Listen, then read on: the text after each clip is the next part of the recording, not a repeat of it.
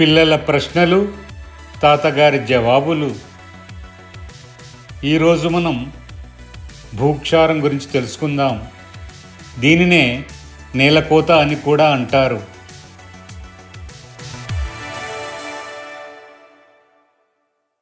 తాతగారు, భూక్షారం లేదా నేలకోత అంటే ఏమిటి? దాన్ని ఎందుకు ఆపాలి?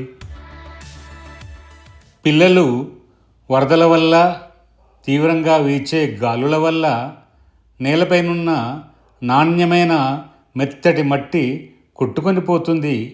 దీనినే భూక్షారము లేదా నేలకోత అని అంటారు.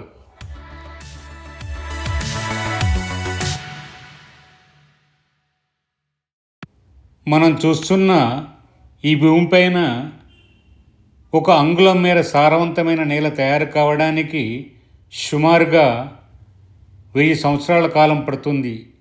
ఈ విషయం మీకు తెలుసా?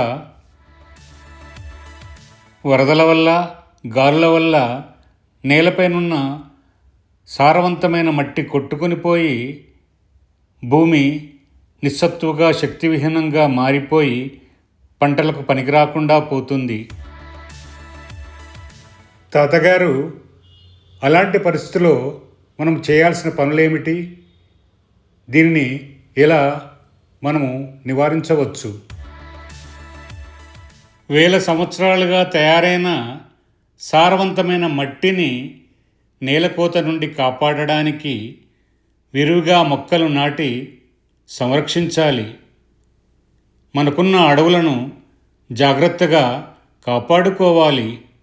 ఇదే మనం భూమాతకు సమర్పించే కృతజ్ఞత. ఒరే పిల్లలు, రేపు కలుద్దాం, సరేనా? అలాగే తాతగారు, నమస్కారం.